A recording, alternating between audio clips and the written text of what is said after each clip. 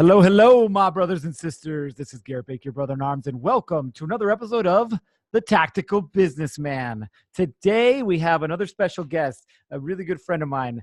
This man, I've seen him in highs, I've seen him in lows, and I wish he would have been privy to the conversation we had prior to this because it was one of those that gives me chills, just where he is in life right now. But I'm sure he's going to share that with you. Now, let me introduce him. This man, his name is Jerod Paul, spelled the right way, Jerod. You guys know how particular I am with my name spelling. But Jerod is married to a beautiful woman named Amy. He has 3 children, son Gerritt, and 2 daughters, Avery and Sydney. He lives in Portland, Oregon. Now, Jerod runs a company called Archon, A-R-C-H-O-N. Archon manufactures stainless steel restaurant equipment. Last year, they did $4 million in sales. So very successful businessman. But here's the deal. Archon started 35 years ago. Jerod said, hey, I want in 2009. So in 2009, they bought into the company. Again, the company's been around 35 years, and Jerod's taken it to new levels. So without further ado, I will introduce my good friend and my brother, Jerod Paul. Hey, Gerritt, how's it going? Excellent, excellent. How are you doing today, my man? I'm doing great. A great start to this day, brother. Great to hear that. Great to hear that. So I kind of want to start off a little bit about you, man. So tell the audience, who you are, kind of where you grew up and those kind of things. All right. Born in SoCal, but we moved up here when I was 3 into the Portland area and just grew up here. Went to a local business college here called Linfield. Got into sales. Pretty much been in the metals industry my whole career. Which is interesting because a lot of the people I deal with and a lot of my mentors now are all in the newfangled web stuff and whatnot. So it's interesting how I've tried to keep my company modernized in that realm. Got my master's degree about 10 years after in my early 30s, and then bought into the business after I guess I was about 39 years old when we bought in, and I just decided it was time to bet on me. My wife and I, Amy, we were dating, and this opportunity came up, and I said, I'm ready to just push all my chips to the center of the table and bet on me, and took everything that we had, and we got married in the November of 2008, and we had a business in March of 2009. It's like your first baby. So, yeah. So let me ask you this. I want to go back a little bit because you totally breezed right over it. How is it that you even got into this space to begin with? I mean, where did your interest in is it mechanical engineering? What was your degree in? That was business. Business degree. I'd always wanted my own business. My dad, I was raised by a single mom. We can go down that path if there's any reason you see fit to go there. But when we moved up here, Dad still lived in Southern California. He owned a machine shop down there. And so when I'd spend summers down there, I think that's kind of where I got the entrepreneurial bug. And so, yeah, then I was in the metals industry and just always wanted to own my own thing. I was in sales. I loved commission. And I thought, boy, what better way to have more commission than if you own the whole thing? You get commission on everybody's commission. Very true. Very true. So you're actually, believe it or not the first guest who grew up being raised by a single mom. Now, were you the only child or did you have other siblings? I was raised an only child. Yes. I have a half sister. Okay. So we didn't grow up together. Every summer then you would go down to Southern California? Yeah, it's been about 6 or 8 weeks with my dad until really I started playing baseball as a kid. Then it was just like, okay, you're going to have to come up and see us once in a while, Dad. And so what was that relationship like between your mother and your father after they separated? They actually had a really good relationship. They remained friends. My dad had his own airplane, so he'd fly up and see us occasionally, and we'd go salmon fishing and stuff together. My dad was he grew up a big outdoorsman. But the one lesson that I got from my dad was, I was telling you that I followed Tony Robbins around for about a year. And one of the things he says is, if you're going to blame your parents for the bad shit, you got to blame them for the good shit too. Can I swear on this thing? Oh yeah, of course. Okay. So what I look at from my dad not being there is I always knew, even from a kid, that I would always be there for my children. period. Business would never come first. So when I went through my own divorce, I had in the divorce papers that one parent can't, we had joint custody, and said neither parent can move more than 25 miles away without written consent of the other one, or you give up custody. Period. Think about that for a minute. Like what the experiences that happen in our childhood, and I've talked about this multiple times here, the experiences that happen in our childhood, exactly like you said, we can choose to have them negatively affect us. And you can say, hey, I didn't grow up with my dad, or we can choose to take those experiences and turn it into something positive. Hey, I didn't see my dad every day. However, I would spend 6 to 8 weeks with him in the summer. He'd come up, we'd go salmon fishing. And then, unfortunately, having to go through your own divorce, you immediately saw this and said, this is not how I'm going to raise my son. Yes. So how did that affect your relationship with your son? Well, like most dads, I guess, or maybe not most, but I'm my son's hero, basically. And from the time he was 5 until the time he got to 8th grade, I was coaching his baseball team or his football team. We got 2 championships. Yes. And so that was fun. And you know, we've gone down this path before, Gerritt, where sometimes you'll feel guilty about things you've done in the past. Yeah. And I remember when he graduated high school, I remember telling him I remember we had this game, the year we won our championship, there was a rainy game. He played quarterback, and he literally fumbled, and we lost like 3 snaps in a row. Fumbled, lost, the other team got a fumbled, lost, the other team got a fumbled, lost, the other team got it. And I'm on the sideline. I just lost my shit on him. You know, here's this, I don't know, 11-year-old kid. And I remember telling him that I felt really guilty. And his comment was, I wouldn't change a moment of what we went through when we were coaching together. Wow. So it's interesting that even some of the stuff that we hold against us as our parenting lows, the kids don't necessarily hold that same view. Right. And so I want to touch on a couple things. One, if you're listening right now, I want you to pay attention to the reality that Jerod created in his life. Listen, not everything is like roses and sunshine and rainbows and magical unicorns. Hey, guess what? Sometimes marriages don't work. Sometimes you get divorced. But you can choose in that moment to become the asshole ex-husband. You can choose to become the distant, just a phone call or a text message dad, or you can say, this is not the ideal situation. However, I'm going to make the best of it. And the approach that Jerod took is one that you should pay attention to. I know a lot of people that get divorced. Most of them hate their exes. Most of them are not involved in their children's lives. But there are a few, Jerod being an example, that choose to take this other path. Hey, guess what? Things didn't work out. That doesn't mean that I'm not going to talk to you anymore. That doesn't mean that I'm not going to be involved in my children's lives.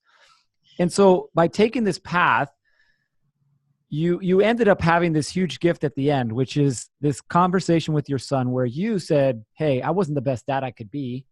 And he turns around and tells you that he wouldn't change anything. Yeah.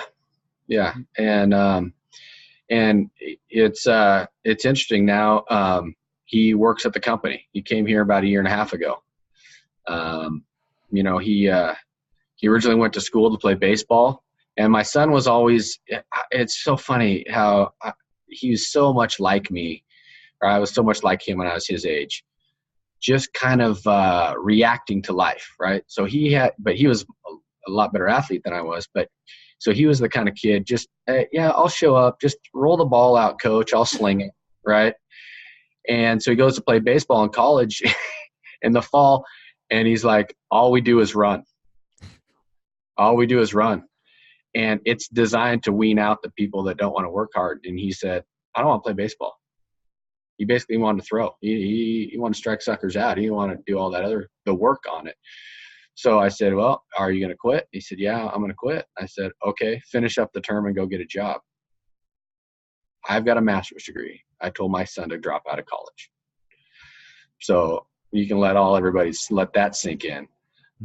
I believe, my core belief, I don't know where this fucking thing's going, Gerritt, but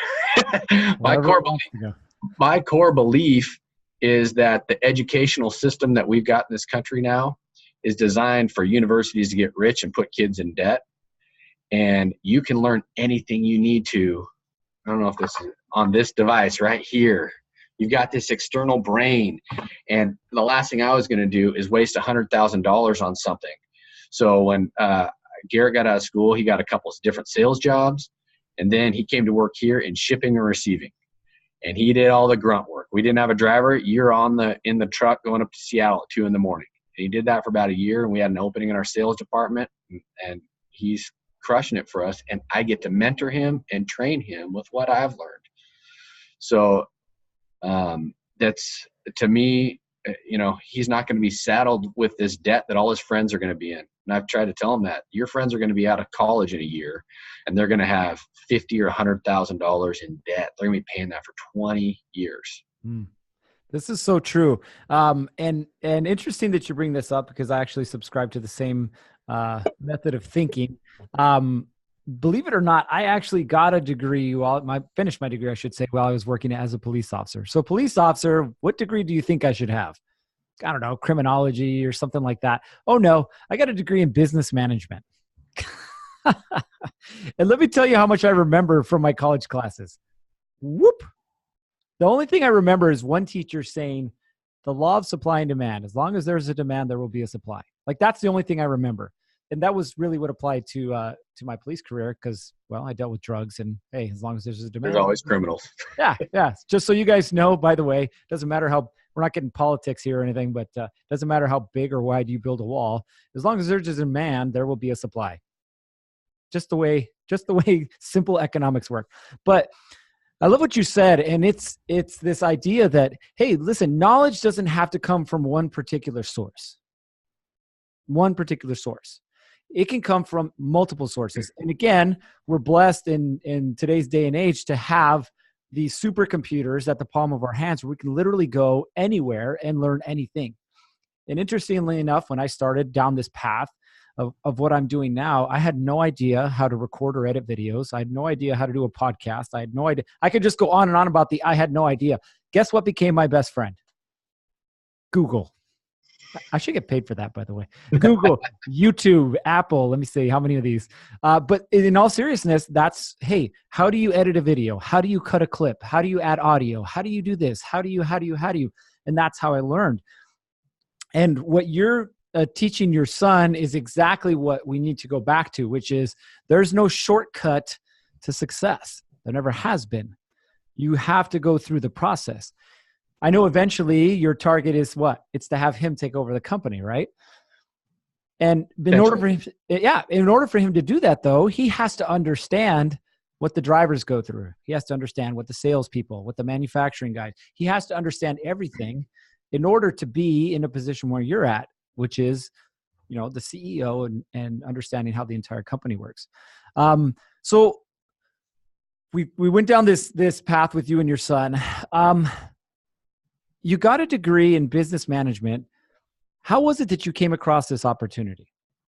So I was an outside salesperson selling stainless steel commodity products through distribution. And I had this guy that was my favorite client.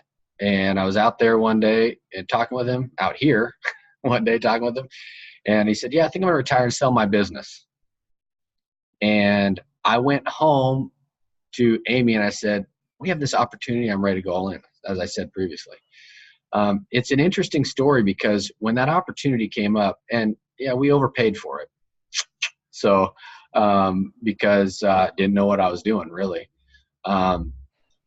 But it's interesting because there was another business in town that at the time I remember thinking, boy, I'd like to, this is my thought. This is my different thought process. I'd really like to buy that business, but boy, I don't think I could ever do that. And about 5 years ago, I had an opportunity with that business and I looked at it and I had some more knowledge on how to do it at that point. And we didn't go through with the deal. And I remember thinking, I wonder if it's because my intention that I set was I could never buy that business. Interesting how your thoughts transmute into reality at some point. This is Very true. This is very true. And you bring up an interesting point. We haven't even gotten into your much into your personal life. Obviously, we talked about your relationship with your son, but we as men and even women, because I know there's women that listen to this podcast as well. We, through our words, we quote unquote manifest our reality. Like if you tell yourself that, hey, I'm never going to be a business owner, what do you think the likelihood is of you ever owning a business? Wow. Here's the other, I left this part out. So I used to go boating here out in this county, and I would drive by this building for about 15 or 16 years before I bought it. And I would look at this building on the hill and I'd say, man, it'd be cool to own a business like that someday. Now, I didn't even know I'd never even been in it. Wasn't even in the industry at the time when I first started driving by. Isn't that weird? And so what business was that? It's this one. It's yeah.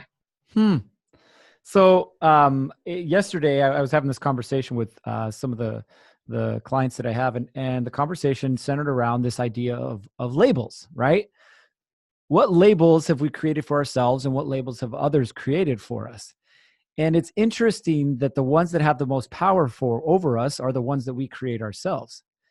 And how do we create those? Well, we tell ourselves, I'm too fat, so I'll never be strong, or I'm too skinny, I'll never be this, or, I'm too ugly, or I'm not smart enough, or, I'll never own a business. And we manifest this reality through these words.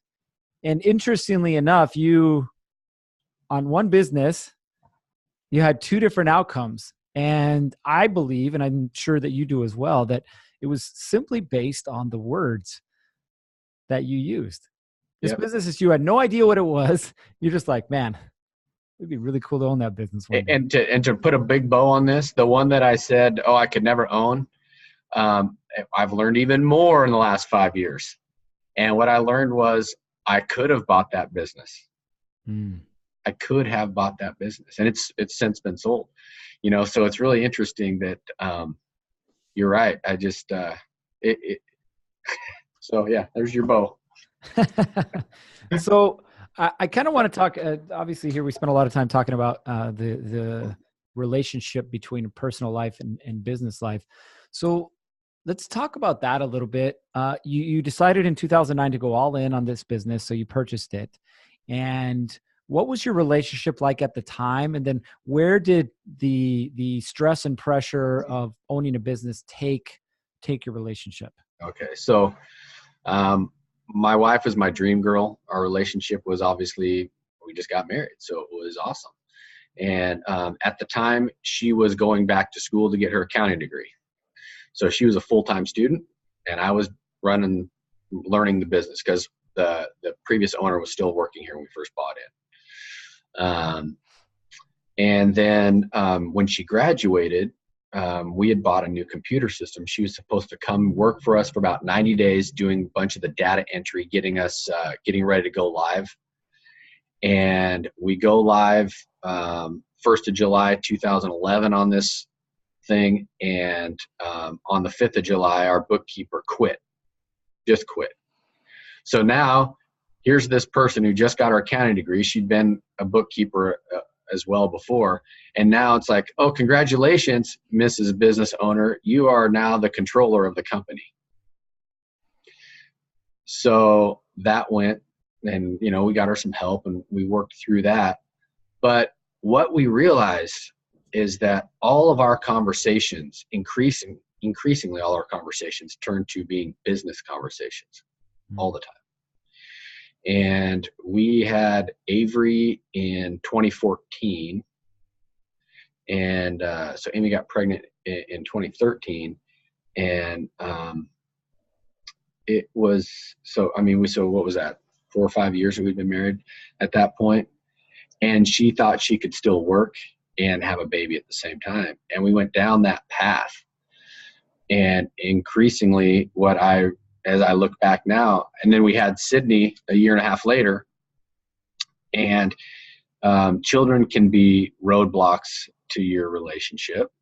But when you've got a business on top of it, and being a business owner and your wife being in it, it puts her in a masculine state as well. So then all our conversations were masculine, business, business, business, business. Because hey, that was my passion too, right? And so that kind of led us down to this point where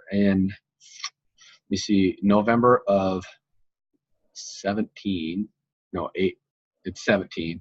We went on a trip with some friends to Cabo. And the intimacy was not there at all. And I'd increasingly started to feel like, there's no sex in our marriage. I think a lot of us businessmen, a lot of men, a lot of relationships, I think, go down that path anyway. But then the next month we went on a ski trip up to Whistler, our first time to Whistler. And I'm thinking, this is going to be awesome. Snow Lodge, blah, blah, blah.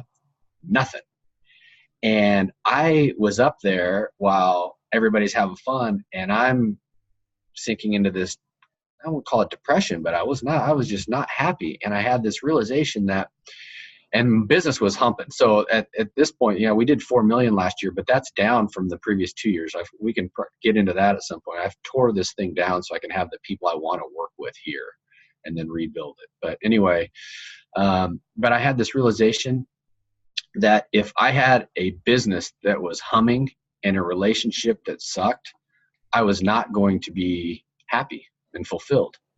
But if my business were to fail, but I had a relationship that was in prime, it would all work out and it'd be fine. And so I set on January 6th, I remember posting it on Facebook, my number one outcome was to get my relationship in prime last year. And, I believe I did that. But then when we went to Costa Rica a couple of weeks ago, which is first time we were able to go on vacation about 8 months, I realized what prime really is. And then today, that woman just blew my socks off with a video she sent me of all these pictures of us over the years. And it just hit me, and I broke down just crying like a baby this morning. And I realized a lot of those pictures, and she sent it to be a happy thing, right? But I realized a lot of those pictures, I wasn't present. So I felt joy and happiness that she sent me that. But there's also a twinge of sadness in there too, because I was fucking asleep. And the fact is, as a leader of my family, I should have got her ass out of this business years ago. And it wasn't her fault. And it really wasn't even my fault. We were both just kind of asleep doing what we thought we needed to do. And I want to pause you real quick, because you're talking about so many important things right now. If you're a businessman and your wife works anywhere near your business, you need to stop and take some notes. It's not that it's impossible for you and your wife to work together in your business. But if you think that business success is ever going to be more important than your personal relationship, you're lying to yourself. You are straight up lying to yourself. There is no amount of money that can make up for a shitty relationship. None. She doesn't care about rings or shoes or vacations. Listen to the man. He went to 2 different beautiful locations, some of the most amazing places in the world, and he did not get laid. Are you listening? They don't give a shit. Take care of your woman, and she will take care of you. Take care of your woman, and exactly like Jerod said, things will work out in your business. Now, even if your wife doesn't work in your business, because some of you guys are like, whew, I'm glad my wife doesn't work in your business. Yeah, guess what? I'm talking to you too. Because you are so tied up in your business right now that you think that, if I just work an extra 10 hours or 20 hours or 30 hours this week, and I get an extra $2,000, $3,000, $5,000, $10,000, then she'll be happy. Meanwhile, you go home and she's taking care of all the children. She's taking care of all the household chores. Oh, and she's taking care of your sorry ass too. So listen, I can't emphasize this enough. And Jerod said it really nicely, and I'm not being so nice about it. If you don't take care of your woman, it doesn't matter what type of success you think you have. Ultimately, you will be a failure. So let's talk about this. You realized that there was something that wasn't working. And I know you fast forwarded it over to the, hey, where I'm at right now. But what was it that you chose to do? And I think it's really interesting because the first thing you said is, one, it's not working, right? This realization that it's not working. But then two, you're like, this guy right here, he's got to do something about it. Yeah. So a couple days later, I came across this link that kind of helped me understand and put a framework around how I could get better as a man. And I took this accelerator program and I went through that, and we started date nights. It was interesting. My wife had been wanting these hair extensions for 6 months prior to me realizing this. And she tells me, oh, but it cost, I don't remember, $800. I'm like, fuck it, $800 for a hairdo? And I'm like, okay. And she goes, oh yeah. And the only place in the world that they can do it, or the closest place, is in Laguna. And I'm thinking, okay, fuck, now I'm out another $500 for a plane ticket. And she goes, oh yeah. And I got to go back every 8 weeks. And I'm like, the fuck you are. And the resistance is real. So fortunately, her hair still wasn't long enough. It's finally just now getting long enough for her to get these things done. But she said, hey, these people have this podcast. You should listen to it. And I listened to it and realized I've got to start taking my wife on dates. Listen, we got married. We had a business. We didn't date. I mean, we'd do fun things. We'd have parties at the house. We'd go hang out with friends. But there was no conscious effort to date my wife. I'm going to pause you real quick. I want to ask you a question. How many hours a week were you spending during this time? How many hours a week were you spending in your business? Oh, 50 or 60 probably. And how many hours a week were you spending just on your wife? Present? No. Then at that point. No, present. Yeah. There's time with your wife, and then there's present time with your wife. Yeah. So I'm going to boil it down to present time was probably close to zero. We'll give me some credit and say less than an hour. Okay. So gentlemen, if you're listening to this, realize this. You like, man, I want more sex. Man, I want to be happy at home. Yet the proportion of time spent at work versus time spent, like Jerod was saying, present with your wife and your children, it's off. So why do you think it's not working? So anyway, you figure out, hey, date night, this is a good thing. I should probably do this. So we start going on date night in January of last year. And they'd all, for about 2 months, they'd all start out good, and they'd all end in a giant shit show fight. Every one of them. I mean, I didn't even realize, I think about some of the stupid shit I did. I go out, and for one of the things, I bought this vibrator as a gift for date night. Okay. Nice. So she was actually happy she got it, right? But we had date night. We get in a fight in the car on the way home, and she takes this fucking thing and she throws it and smacks me in the head with this thing. Fuck! Now I can't even have my friends watch this thing. Shit. But she hits me in the face with this fucking thing, and we laugh about it now. But at the time, it wasn't fun. I'm like, fuck! No matter what I do, I'll just be an abject failure. But all of those collisions needed to happen. We needed to dig through the shit and release the pain. So much of the stuff, part of being asleep is not realizing that you have pain. And I would venture to say, you've gone down this path with more men than I have.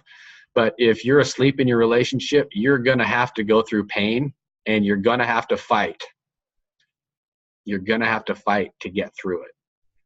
And then the date nights, we finally realized that date nights should be about having a relationship and not talking about a relationship. So hold on. This is one of those moments, right? So I'm going to have you repeat that. What is date night all about? Date night's about having a relationship and not talking about a relationship. Mm. You don't talk about and say, well, this is broken, or we fucked up here years ago, and how can we should be doing this, and we should do that. No. Date night's about now, being present. Because once again, if you're talking about the past, you're planning about the future, you're not being here. Mm.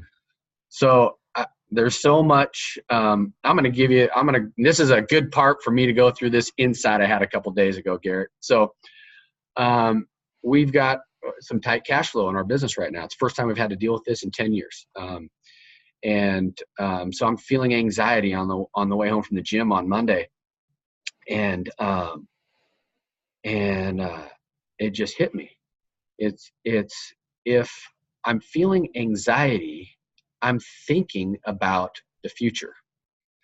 And my wife has had this thing, and since we were getting her out of the business, she's 100%. She's basically going from working herself 40 to 50 hours a week down to working 5 hours a month. You know, there's still some financial stuff she's going to be involved in. But her fuel of choice is guilt and shame, right? So she's always thinking about, our girls are 3 and 5. I missed their baby years. She's living there. So if you live with guilt and shame, your mind is in the past. So be here now, be present. So I thought, I'm going to go home and I'm just going to immediately drop all my stuff, grab my girls. We're going to go play games, do whatever they want to do, and be present. And I've been on absolute fire for 48 hours now. I'm sorry, I didn't put my phone on mute. Let me grab this real quick. Okay. Sorry about that. So details matter. Fuck.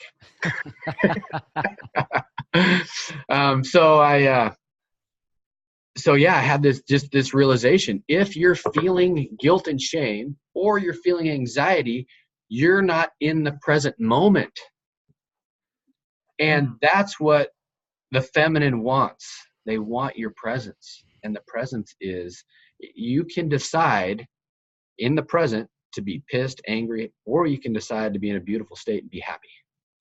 And I decided I didn't want to be anxious. I wanted to be happy. I wanted to give my girls joy that night.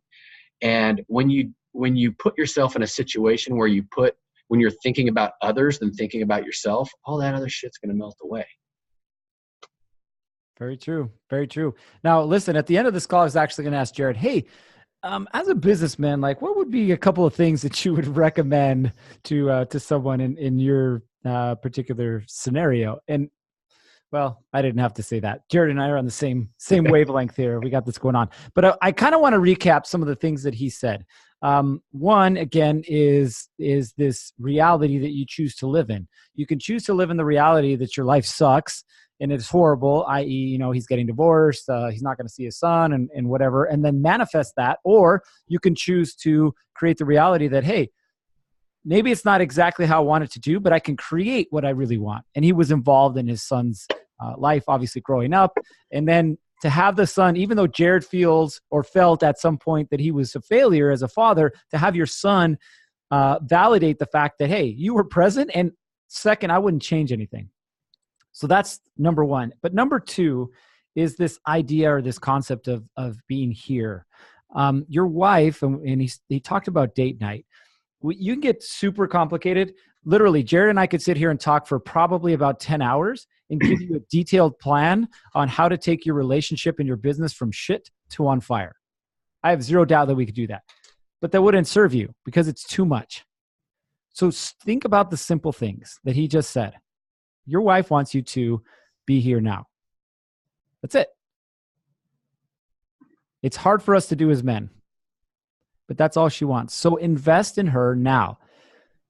Take that mental inventory and say, how many hours did I spend present with my wife this week? And if it's under, I'm going to say 5 to 10, then you got some work to do. Now, it's not a bad thing, but you need to become aware of that, because once you're aware of that, you can start to do something to change it. But take some time every week and invest in your wife. Invest in the relationship where it's at right now. Not talking about what's wrong with it, not talking about what you wish was better, but where you're at right now. So, Jerod, last final words of advice that you would have to anyone who's listening to this podcast, a businessman who's struggling. What advice would you give them? About business? Business or life? Well, I just say this: if you're married, um, you can turn your business on fire by sinking more time and investing in your wife. Mm. Um, then the business, it almost feels. I mean, we're going through. It's tough right now just because of where we are, but we've got more orders on the books for the summer than we've ever had. So it's just getting through the next couple months that it's tight, But I'm not living in this place of scarcity. I'm not living in with anxiety because I know I've got my queen there to support me and love me, and it's amazing from that perspective. As far as with business, I would say find somebody that's done what you have done and copy them. Piece of cake. If you try and reinvent the wheel, almost everything's been invented. It's pretty rare that somebody's going to invent Facebook. Well, shit, he didn't even invent it. MySpace was out there before, right? So it's pretty rare that you're going to create some new world thing. Find somebody that's done something you're passionate about, copy them, and you can take something that took that guy 10 years to figure out, and you can do it in a year or two. So collapse time. Beautiful. So again, you want a business that's on fire, start with your relationship. You heard it from the man here. So listen, if you guys have any questions, you have any doubts, you want to dive deeper into this, you want to know how this all works, you want to know the system that I use, you want to know what Jerod uses, I can share all this stuff with you, right? So, but you have to take action. You can listen to this thing and be like, wow, that was so cool. And then you turn it off and then you go back to eating your chocolate donuts and working until 9 o'clock at night.